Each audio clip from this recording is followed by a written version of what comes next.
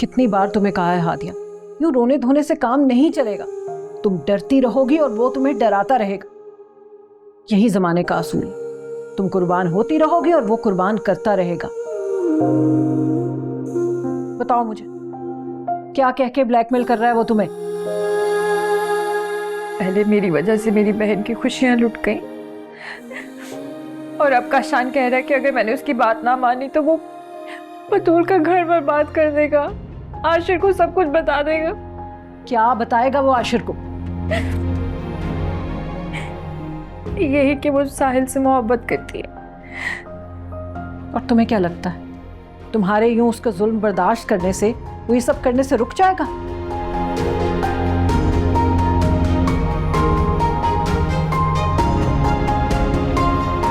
Please आप काशान को मना करें कि मुझ पे जो भी जुल्म करना है वो करे, लेकिन मेरी बहन की जिंदगी बर्बाद ना करे, उसे उसके हाल में जीने दे। काशान जैसा शख्स किसी की नहीं सुनता, किसी की नहीं मानता।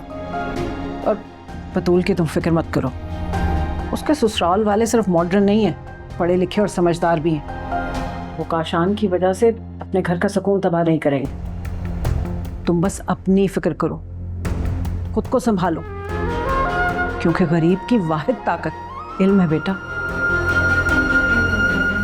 इल्म की क्या ताकत होती है? आपने इतना इल्म हासिल किया, क्या हुआ? कुछ भी तो नहीं।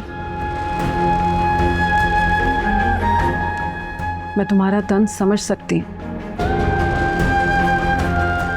मैं तंज़ाब पर नहीं कर रही, मैं तंज इल्म पर कर रही हूँ, इस माशरे पर कर रही हूँ जहाँ इल्म या आलिम की कोई अहमियत नहीं है।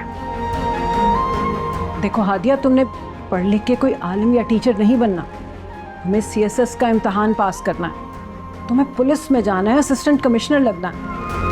तभी काशान और इन जैसे लोग ना तुम्हारी बात सुनेंगे, डरेंगे तुमसे।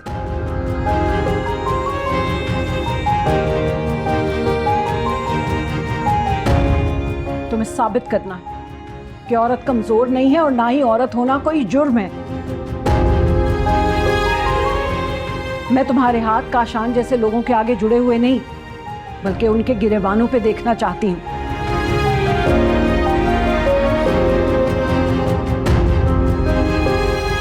वो मजाक उड़ाता है ना कि बकरी का बच्चा शेर से कैसे लड़ सकता है। मैं उसे दिखाऊंगी कि अगर बकरी को अपने सींगों का इस्तेमाल करना आ जाए तो वो शेर को भी पछाड़ सकती है।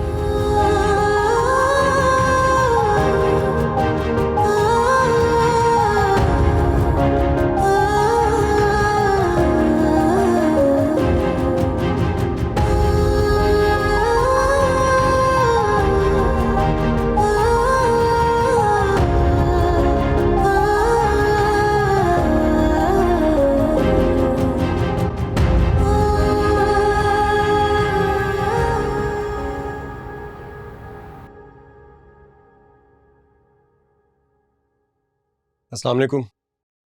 वालेकुम सलाम। तुम्हारी तबीयत तो ठीक है? आज इतनी जल्दी कैसे आ गए? खुशी बहुत ज्यादा महसूस कर रहा था मैं, इतनी खुशी के ऑफिस में बैठा ही नहीं जा रहा था मुझसे। खुशी? कौन सी खुशी? यही कि आप मनाइल के घर मेरा रिश्ता लेकर चली गई। मगर रिजवान साहब ने तो इनकार कर दी। वो बाद की बात है माँ, असल सवाल तो ये है कि आप इतनी आसानी से वहां चली कैसे गई? तुम कहना क्या चाहते हो? यही कि मैं बेवकूफ नहीं हूं माँ।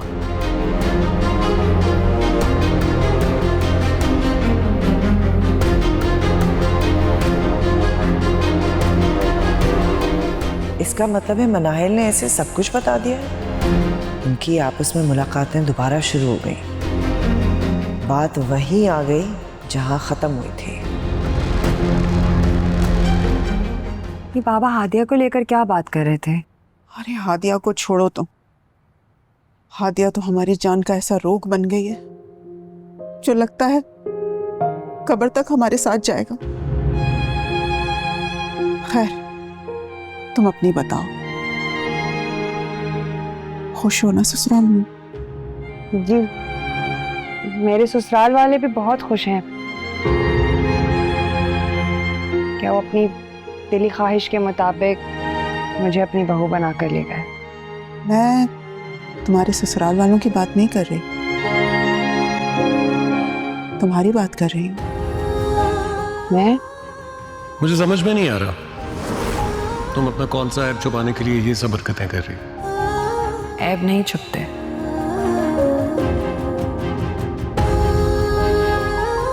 चाहे इंसान जितना भी बनावटी रवैया क्यों ना अख्तियार कर ले। बचाए कि तुम मेरे सवाल का जवाब दो। तुम मुझ पर तंज कर रही हो। मैं क्यों तंज करूंगी आप पर? अच्छा, अगर मैं तुमसे कहूं कि शादी से पहले मेरा कोई अफेयर था तो तुम्हारा क्या रिएक्शन होगा?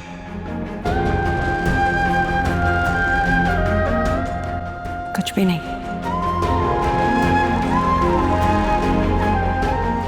इसका तो साफ साफ मतलब है कि तुम्हें तो मुझ में कोई दिलचस्पी नहीं है। मैं तो बहुत खुशकिस्मत हूँ। अल्लाह ने मुझे मेरे बाप के आगे नाफरमानी करने जैसे गुनाह करने से मुझे बचा लिया। कोई पछतावा नहीं है मुझे, ना कोई मलाल। मुझे मेरे अल्लाह ने मेरे बाप की ताबेदारी के बदले बहुत अच्छा ससुराल दिया, जो शायद हादिया के नसीब में ना होगा।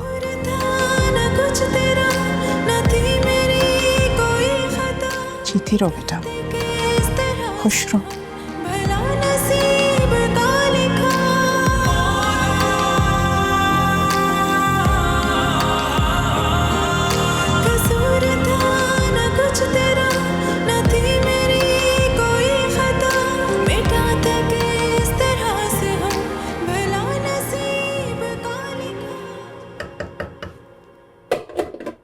ये क्या तुम हर वक्त किचन में काम करती रहती हो?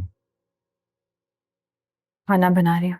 अरे कभी हमसे भी पूछ लो हमें क्या पसंद है, हम क्या खाना चाहते हैं। घर में नहीं होते तो कैसे पूछूं? कभी मुझे कमरे में देखने आओ तो मैं नजर आऊं। अम्मा की बातों में आके मुझसे दूर रहती हो, मुझे बुरा समझती हो, जबकि बुरा मैंने, बेवफा तुम थे।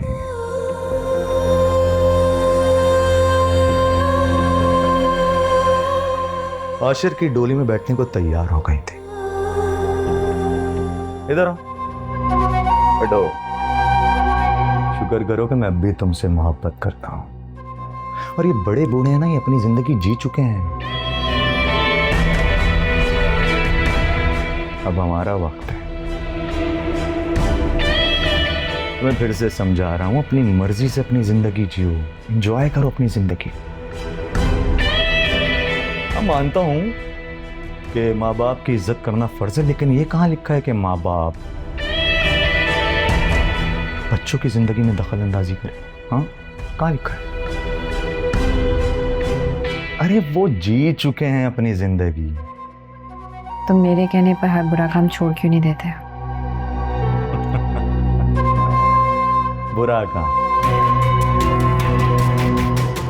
मैं बुरा नहीं, बड़ा काम करता हूं। हाँ, अगर मेरी जगह कोई और होता ना तो तुम्हारे इश्क में मजनू बना फिरता, रोड पे पत्थर खाता, लेकिन मैंने ऐसा नहीं किया। और मुझे देखो, मैंने तुम्हें हासिल कर ली। क्या मैंने बुरा काम किया? हाँ, मैं इसकी नहीं, भत्ते की बात कर रही हूँ। भत्ता नहीं है वो, जॉब है मेरी। जॉब करना बुरी बात है क्या? जब हक मांगने से नहीं मिले तो फिर हक को छीन लेना पड़ता है। मैं बस वही करता हूं और कुछ भी नहीं। फिर से समझा रहा हूं, अम्मा की बातों पे ध्यान मत दो, वो उल्टी सीधी बातें करती हैं। जिस डिपार्टमेंट में काम करती है ना, वो नाकाम लोगों का डिपार्टमेंट है। और ये टीचर बेचारा क्या करता होगा, सोचो। साल भर सिर्फ इसलिए मेहनत करता है कि साल के आखिर में उसकी पेमेंट बढ़ जाए, मतलब 500 या 1000 रुपए बस। बकरी को बकरी जन्म देती है और शेर को शेर। तुम नहीं समझोगे। लॉकेट दिया था पहना हुआ है, अच्छा लग रहा है। चाय ला के दो मुझे कमरे में।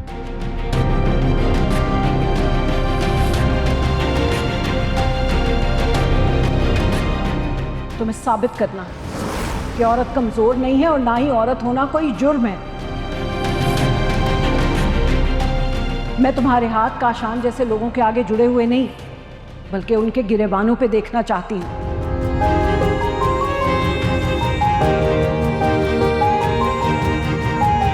वो मजाक उड़ाता है ना कि बकरी का बच्चा शेर से कैसे लड़ सकता है।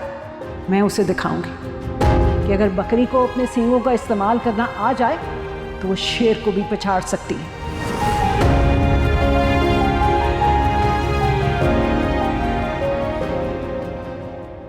माँ, बतूल का है?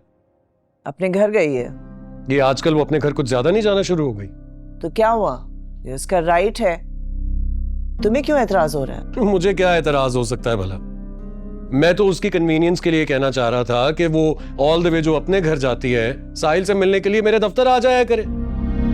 आशिर, इस किस्म का बेहुदा शक करते हुए तुम्हें शर्म नहीं आई? और वो जो मुझ पर शक करती है उसका क्या है? बीवी का शक बेईमानी नहीं होता। और शौहर का शक बदनीयती पे मबनी होता है। अच्छा, अभी देख लेते हैं।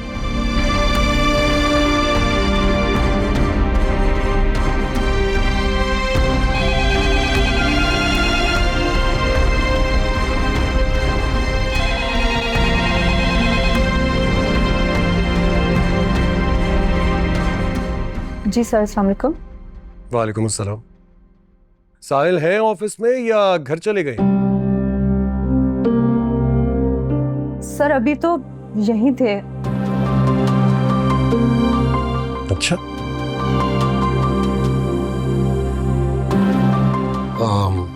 कराओ कराओ, मेरी बात कराओ उससे। जी सर, यहाँ पर आशिर सर से बात। हेलो जी सर। साहिल, वो तुम्हें मैंने एक असाइनमेंट दी थी कॉन्ट्रैक्ट्स को इकट्ठा करने की, वो तुमने कर लिया? जी सर। ठीक है, अगर तुम घर जाना चाहते हो तो चले जाओ। जी सर, मैडम ने काम से में लगाया था, बस वही कर रहा हूँ, इसलिए थोड़ी देर और ऑफिस में बैठना पड़ेगा मुझे। माँ ने काम दिया? चलो ठीक, ओके, कर लो काम।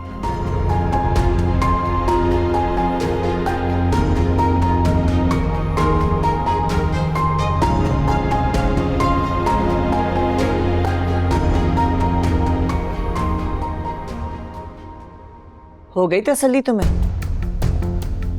नहीं माँ, दिल में चुभा शक का कांटा इतनी आसानी से नहीं निकलता।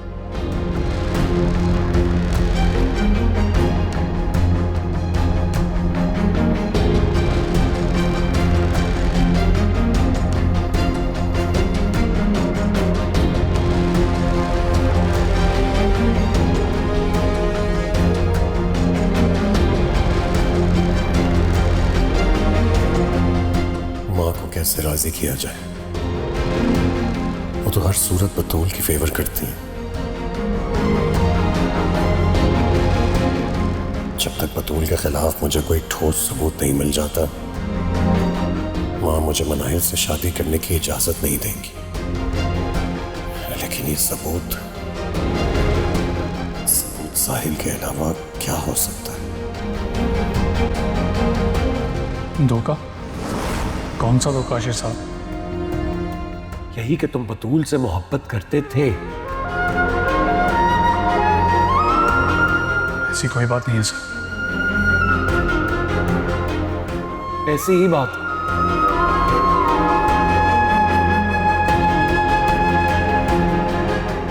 मैं जानता हूं कि वो भी तुम्हें पसंद करती थी। ऐसा कुछ नहीं है सर, आप प्लीज मेरा यकीन करें। लेकिन वो भी कोई बात मेरे हाथ नहीं लगने दे रहा। क्या करूं?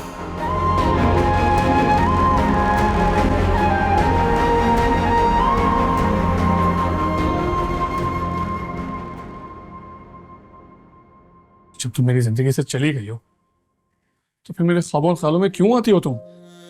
क्या चाहती हो? क्या अभी घर भी छोड़ के चला जाऊं मैं? मैंने ये कब कहा? कहना जरूरी नहीं होता है। घर में दाखिल होता हूं तो सामने तुम खड़ी होती हो, कमरे में जाता हूं तो वहां तुम होती हो। अरे दम घुटने लगा है मेरा। सारा दिन ऑफिस में मुनाफकत भरी हंसी सजाए रखनी पड़ती है कि कहीं तुम पे इल्जाम ना आ जाए। आज भी तुम्हारे शौहर की इंक्वायरी भुगत कर आ रहा हूं मैं।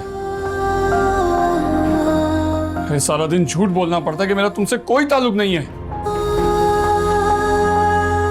अगर जॉब छोड़ दूं तो कहीं तुम पे इल्जाम ना आ जाए। घर छोड़ दूं तो मामू मानी अकेले ना रह जाए। कहां जाऊं मैं, क्या करूं? जो याद करना छोड़ दो। अरे कैसे याद करना छोड़ दूं? घर के हर कोने में तो तुम्हारी यादें बिखरी हुई हैं। जहां पांव रखता हूं तुम्हारी यादें चीख पड़ती हैं। मेरा पांव पकड़ लेती, मेरा दामन पकड़ लेती है। अरे मैं सो नहीं सकता क्योंकि तुम्हारी यादें मेरी नींदें तक छीन लेती हैं। इस डर से नींद नहीं आती कि कहीं सो गया तो और में तुम ना आ जाओ।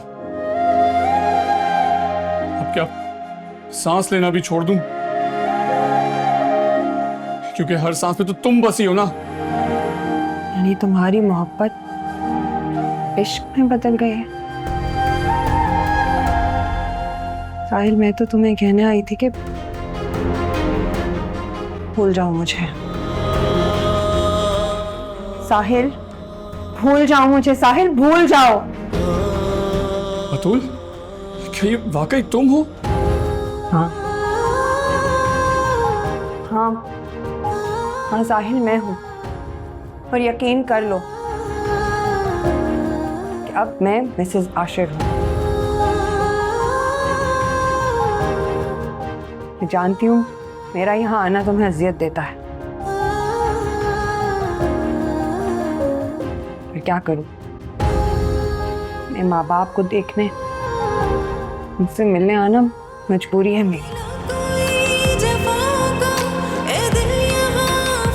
पर हाँ, भूल जाओ मुझे।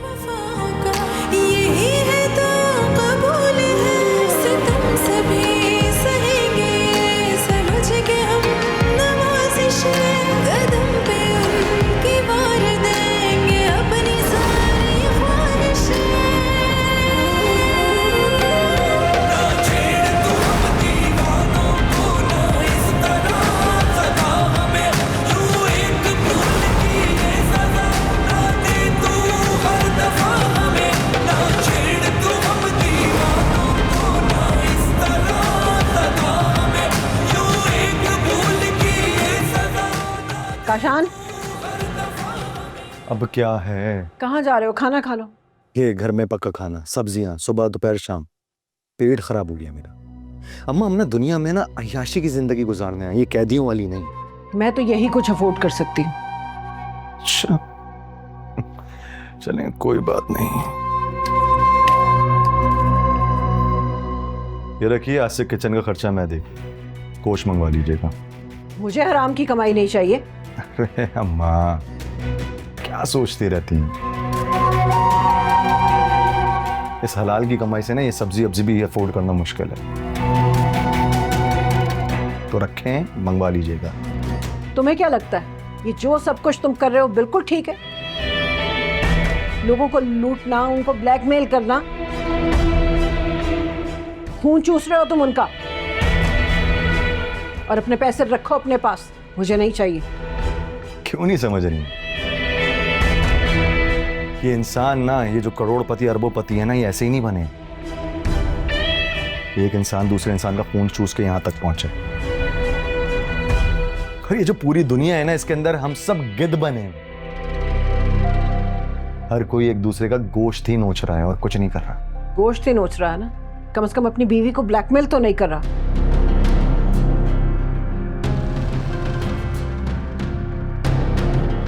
हादिया ने शिकायत की आपसे?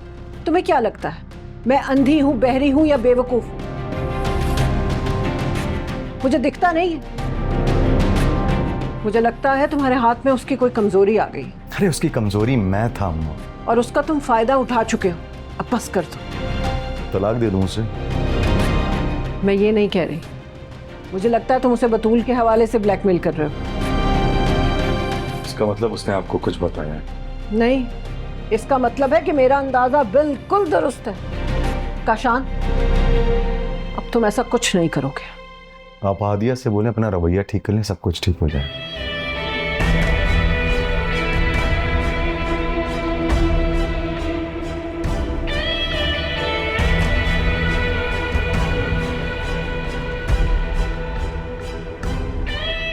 बाबा, मेरे प्यारे बाबा, क्या हो गया है? बाबा, मर्द भी कभी रोया करते हैं। हाँ बेटा, मर्द भी रोते हैं जब उनकी माएं मरती है।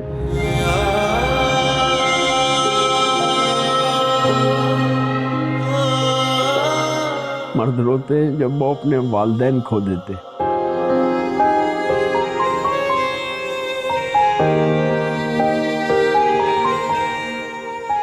तब भी रोते हैं जब उनके बच्चों में से कोई बीमार होता है।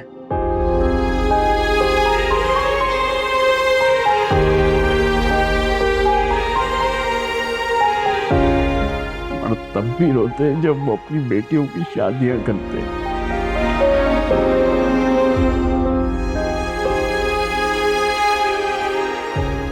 मर्द रोते हैं जब उनकी औलाद नाफरमान निकलती है।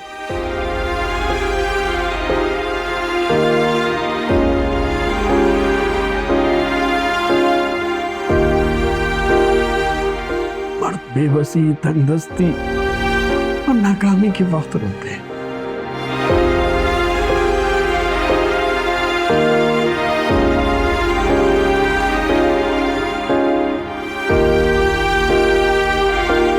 जब वो अपने बच्चों की ख्वाहिशात पूरी नहीं कर पाते तो वो बहुत रोते हैं और खून के आंसू रोते हैं।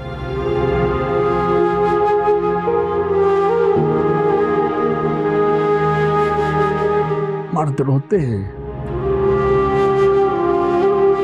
जब उनके बच्चों की मासूम ख्वाहिशात मरती है।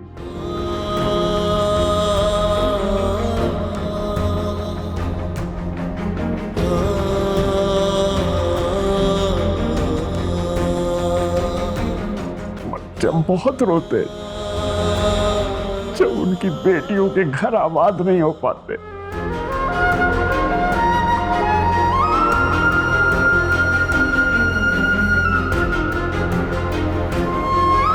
ये और बात है, वो किसी के सामने नहीं रोते, अंधेरे में रोते हैं।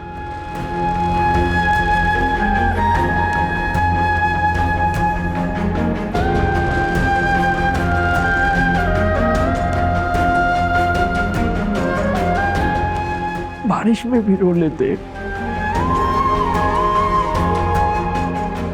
या फिर अपने तकिए में मुंह छुपाकर।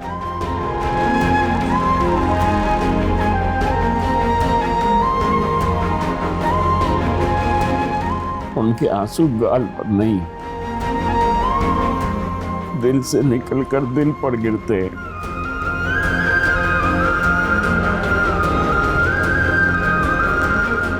तो दिल खोलकर किसने देखा है?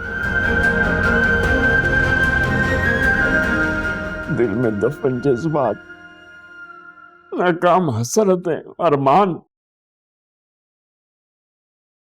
और अपनों के लगाए जख्म तो डॉक्टरों को भी नजर नहीं आते। गिला कोई जफाओं का ए दिल यहाँ फजूल है, सिला अगर वफाओं का यही है तो कबूल है। सितम सभी सहेंगे ये समझ के हम नवाजिश है, कदम पे उनकी वार देंगे अपनी सारी ख्वाहिशें। डैड, मुझे उस वक्त अंदाजा नहीं था कि आशिर मुझसे किस कदर मोहब्बत करता है, और ना ही उस वक्त मालूम था कि मोहब्बत क्या होती है। बेटा जी, गलती आपने की है, अब उसकी सजा किसी और को क्यों देती? कैसी सजा? किस सजा की बात कर रहे हैं? अपनी चीज वापस लेना सजा होता है डैड? आशिर अब अपनी बीवी का है। बीवी के साथ तो वो मुनाफकत कर रहा है डैड, और मैंने आपसे कहा था कि आप आशिर से झूठ बोले। ऑन द अदर हैंड आप मेरे साथ ही झूठ बोलना शुरू कर दिए। कौन सा झूठ? आपने मुझसे कहा था कि आशिर की मॉम मेरा रिश्ता लेने आई है, लेकिन वो तो आपको आशिर से मुझसे दूर रहने के लिए कहने आई थी। हाँ, वो इस लड़की का घर बचाना चाहती है जिसको वो बहुत प्यार से ब्याह के लाई थी। बहुत दुखी थी बेटा वो। तो मुझे समझ नहीं आ रहा कि आशिर की मॉम को अपने बेटे से ज्यादा अपनी बहू की फिक्र है, और यहाँ आपको अपनी बेटी से ज्यादा उस लड़की की फिक्र है जिसको आपने आज तक देखा नहीं है। I'm so confused. What's going on, Dad? बेटा जी, इसे ही इंसानियत कहते हैं।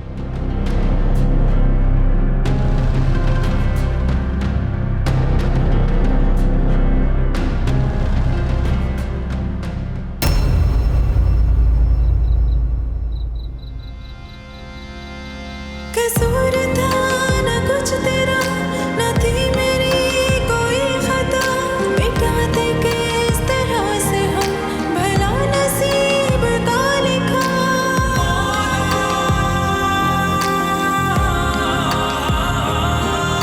कसूर था न कुछ तेरा, न थी मेरी। घर में दाखिल होता हूँ तो सामने तुम खड़ी होती, कमरे में जाता हूँ तो वहां तुम होती। अरे दम घुटने लगा है मेरा।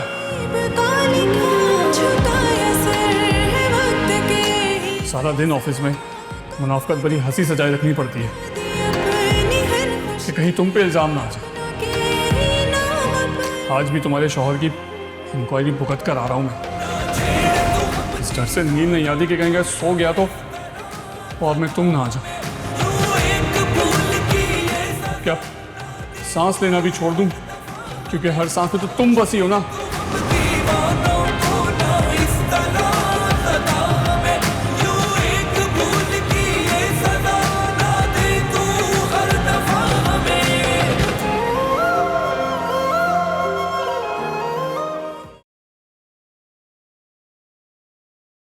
देख लीजिए, दोपहर से रात हो गई है, लेकिन आपकी पसंदीदा बहू अब तक घर वापस नहीं लौटी। तो क्या हो गया? अपने घर गई है, बैठ गई होगी अपने माँ बाप के पास। अपने माँ बाप के पास नहीं, वहां किसी और के इंतजार में बैठी पड़ी है। किसके इंतजार में? आप अच्छी तरह जानती हैं। हाँ, मैं अच्छी तरह जानती हूँ, उसका जुर्म भी और तुम्हारी पारसाई भी।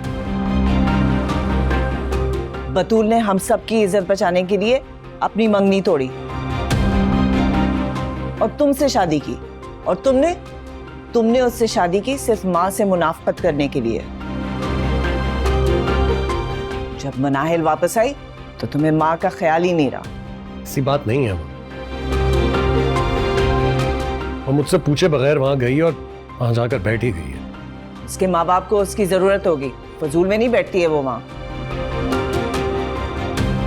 अच्छी तरह जानती हूं मैं, तुम उसे अपनी जिंदगी से निकालने के बहाने ढूंढ रहे हो। माँ, आप मेरी बात समझ क्यों नहीं रही? उससे मुझ में कोई दिलचस्पी नहीं है। उसका दिल तो हर वक्त अपने घर में ही रहता है। ये हर औरत की नफ्सियात होती है। उसका वजूद ससुराल और देहात मैके में रहता है। लेकिन मुझे ऐसी तकसीमशुदा बीवी नहीं चाहिए। मुझे ये बताओ कि तुम बहाने क्यों ढूंढ रहे हो?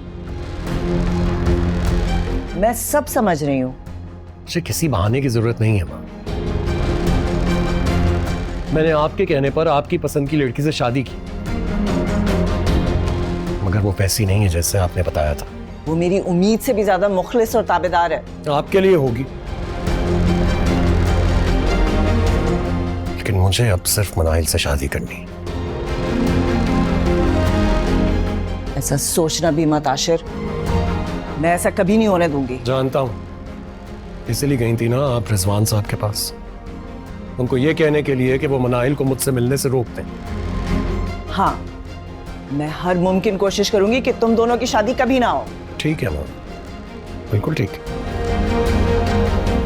लेकिन आप मेरी भी एक बात प्लीज गौर से सुन लीजिए। आप और रिजवान साहब अगर इस शादी पर ना भी माने, तब भी मैं और मनाहिल शादी जरूर करेंगे, चाहे हमें कोर्ट मैरिज ही क्यों ना करनी पड़े।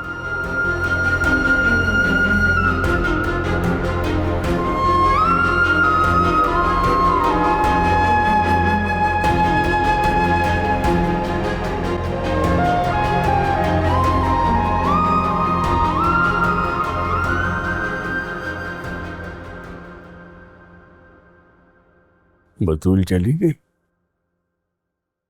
जी, गाड़ी लेने आई थी, उसे चली गई। मुझे लगता है वो अपने घर में खुश नहीं है। नहीं नहीं, आपको गलतफहमी हुई है। अपने घर में बहुत खुश है वो तो आपको परेशान देख के दुखी हो गई थी। कसूर था न कुछ तेरा, न थी मेरी कोई खता, मिटाते किस तरह से हम भला नसीब का लिखा।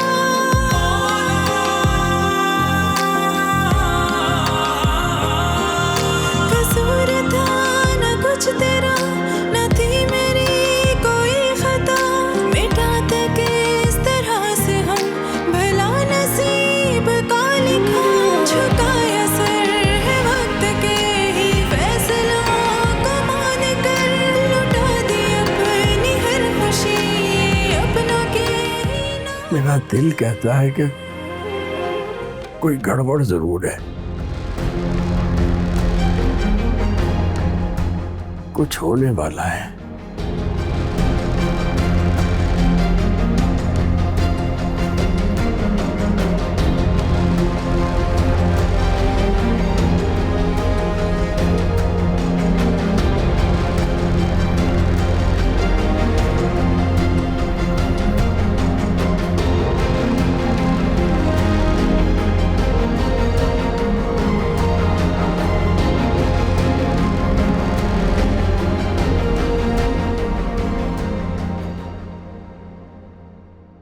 कहाँ गई थी तुम? अम्मी पापा के घर गई थी, आंटी को बताया था मैंने। माँ तुम्हारी मुलाजमा नहीं, ऐसा कब कहा है मैंने? तुम्हें माँ को नहीं मुझे बताकर जाना था, तो बल्कि मुझसे पूछ कर जाना चाहिए था। जी बिल्कुल ठीक कह रहे हैं आप। मैंने सोचा आप ऑफिस से मसरूफ होंगे, कॉल करके डिस्टर्ब नहीं करना। मैं तुम्हारी कॉल से डिस्टर्ब नहीं होगा, ये जो बार बार तुम अपने घर जा रही हो उससे डिस्टर्ब हो।